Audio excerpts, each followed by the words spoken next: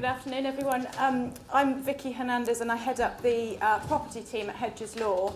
And this afternoon I'm just going to talk to you about really a couple of topical issues from the legal property world, some of which you may be aware of, they might be on your radar, but just things that you should at least be thinking about and that are current at the moment. And the first thing I just wanted to talk about was EPCs and energy efficiency. We'll all be very familiar with EPCs, and obviously when you're selling a property, you know you have to supply one. When you're buying a property, you expect to see one. But if you're anything like most of my clients, we tend to sort of trade them as bits of paper at the moment, and nobody takes a great deal of notice of what they actually say. They haven't had a great deal of relevance. But as you probably have heard, there are the minimum energy efficiency standards regulations that have come into force recently, and they're going to add a bit more bite to what an EPC is and what landlords in particular need to do in relation to energy efficiency. So the regulations provide that as of certain dates, and I'll come on to that in a moment, a landlord won't be able to let either domestic or non-domestic, so commercial property, unless the energy standard of that property is at least a minimum E rating. It's expected that may change and the position will get more stringent, but at the moment we're talking about a minimum requirement of an E rating. And there are some key dates that I've put on the slide. These will apply. So from the 1st of April 2018, you won't be able to grant a new lease of property or do a lease renewal over an existing lease unless your EPC has that standard E rating. And then from the 1st of April 2020, if you've got a continuing long lease, you will still be required to undertake works to ensure that from April 2020, for domestic property this is, that you meet the minimum requirement. And then the same thing applies for commercial non-domestic property with effect from April 2023. Now, I appreciate that it's only April 2016, and I suspect some of you are sitting there thinking, well, you know, that's 2 years, let's not worry about it for now. I hope by the end of this afternoon I may have just convinced you that whilst I'm not suggesting that you go out and instruct a builder tomorrow, it is something that you need to be thinking about and possibly making plans for.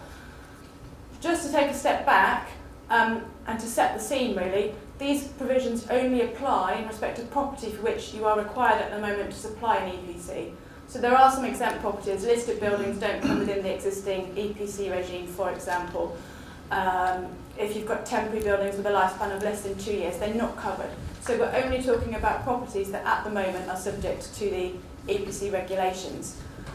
The next thing that most of my clients ask me is, well, okay, are there any exemptions? How can I get out of doing this? And there are a few, perhaps not as many as some people would like. But the first thing I would say to you really is if you're starting to look at the position, actually look at the text and the subtext of the current certificates that you've got.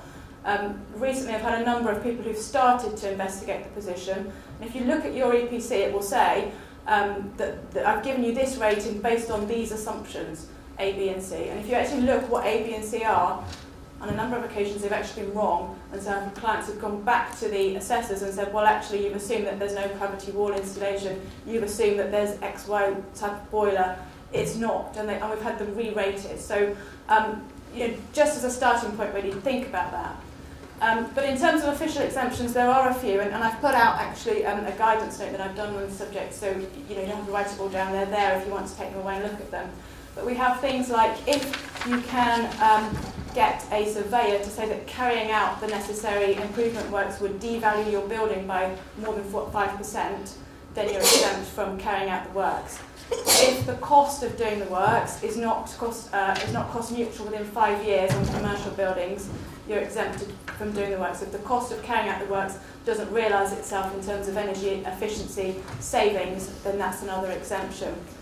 There are a number of them, but what you do need to bear in mind is that you can't just not do the works, you have to register yourself as exempt. So you put yourself on the register, and then that exemption applies for a maximum of 5 years, so you have to reconsider after 5 years. The big exemption that people are talking about is this idea that a landlord is not required to do the works unless they've got the necessary third-party consents to do them. And in many cases, if you've got a tenant in the building, and the tenant says, no, you can't come in and do the works, then arguably you haven't been able to satisfy getting the consent and therefore you're exempt. At the moment, that is the position. I suspect that there's going to be an idea about landlords and tenants colluding on this to avoid anybody being disrupted and any works being done. So I suspect we'll get some more flesh on the bones in terms of exactly what that means before we get to 2018. But it's one that people are a bit more excited about at the moment. In terms of what you need to be doing, basically you need to plan. So just have a look at your portfolios, work out what properties you've got, what ratings they are. I've got one client actually who's been very proactive, who has a big residential portfolio, who's actually looked and is selling off a couple of properties that he's looked at and thought, yeah, I might be able to do some works to get them up to E standard, but what if they turn it into a D requirement in a few years down the line? They're just not long-term investment properties anymore. So have a look at them, and you need to start thinking about timing considerations. So if you've got a commercial lease and a tenant's coming out, or there's a break clause in December of this year, think about doing the works now, whilst you've got a void period, rather than getting to March 2018 and perhaps not having a plan in place. You also need to think about timing things with your tenants, because I suspect a lot of tenants are in occupation under leases that don't necessarily have a landlord right to go in and do the works. So you're going to need to have a bit of buy-in and try and do the works at times that don't cause or minimise the disruption to tenants. Cost is another a big talking point really, and the thing that landlords are asking me is, well, can I just charge the tenant for these works? I suspect the answer in most cases under the current leases that are in place is no, unless you've got a commercial lease with a very broad service charge sweeper provision.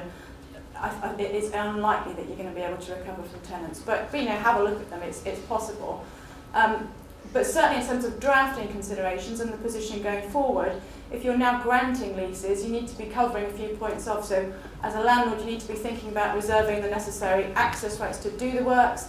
As a tenant, you need to be thinking about building in some protection provisions in terms of you don't want people to come in if you've got a commercial lease right in the middle of your peak trading time. So there's the considerations from both sides. Obviously the cost consideration needs to go in there. And if you're a tenant, I think you're going to be obviously trying to limit any liability, and as a landlord you might be trying to palm it off on your tenant. But either way, it's just at this point in time something to be thinking about, and if you're granting leases, make sure that you're thinking about it, because 2 years is a very short space of time really to come. There's some more detail, as I said, on the notes, so do have a look at them, and if you've got any questions, let me know. The next thing I was going to come on to briefly was competition law in relation to property. Because this is something, well, we've had competition law in the UK for a long time, but the property industry in particular has kind of taken not a lot of notice of it. We were exempt from the competition law for quite some time in the property world. 2011 that changed, and we became subject to the same competition provisions as everybody else, but I think it was a bit of a damp squid. There was a fanfare about it at the time, and then nothing much happened, and we continued putting in our restrictive covenants and ignored it, in all honesty. Just to set the scene, in 2011, when the position changed, the Competition Commission looked at that time at restrictive covenants specifically in relation to supermarket operators, and they produced a document that basically said where supermarkets are imposing restrictive covenants on surrounding development land which prevent that being developed for a competing purpose, often those restrictive covenants will be void. And they set up, or voidable, they set up a scheme whereby people could refer covenants to them to look at and to make a decision. And to be honest, not a lot's happened on that. But this is an interesting case just from last month, actually. And last year, the Consumer Rights Act introduced a new fast-track system. So rather than having to go to the Competition and Markets Act Authority, as it's now named, you can go to the Competition Appeal Tribunal instead. And they introduced a fast-track system whereby for relatively low-value cases, you can go and expect a decision within 6 months, and costs will be capped.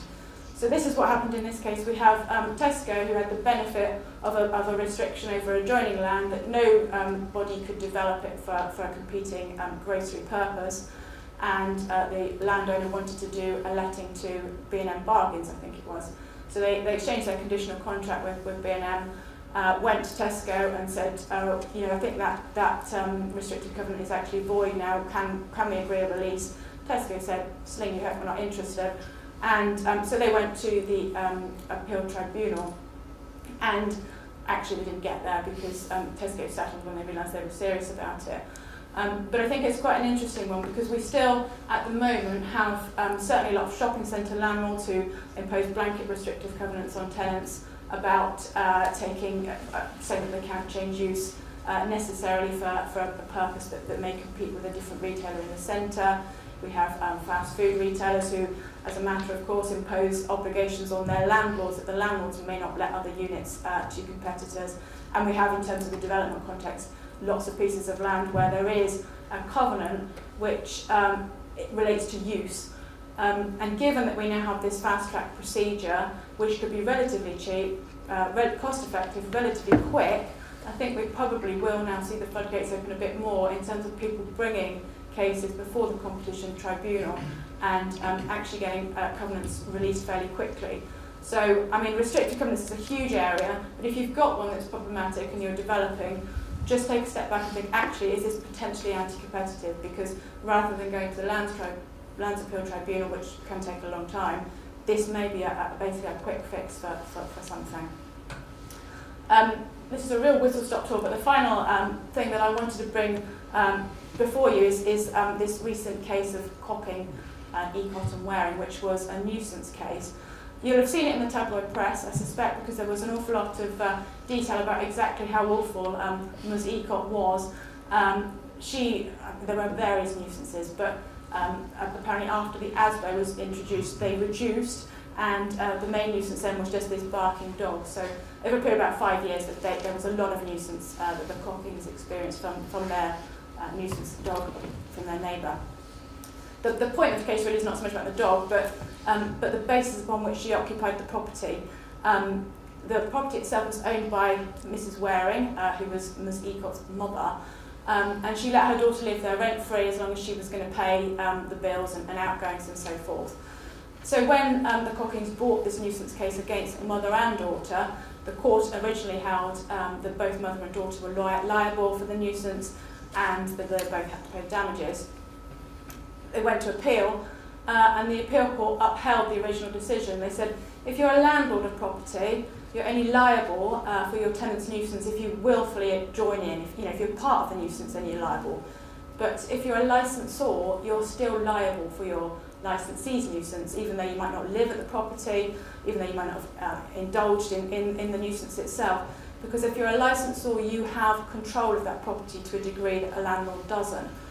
And that's not new law, but I thought it was interesting to bring up today, because in the property world we often grant licences, we grant leases, and we don't really think about it. People often use a licence as a kind of quick fix. If you've got a short-term occupation, you put somebody in under licence. If you don't want to get security, if you don't want your tenant to get security of tenure, you grant a licence, and it's sort of seen as the quick, easy option. But it really is just a flag that it shouldn't be something that you do without really thinking through the detail, because, as in this case, there are other ramifications of a licence agreement. There is a nuisance element, but there are also other ones. So really just to say, please do think before you just sign that easy document and put somebody in. I think that's really my time up. Thank you.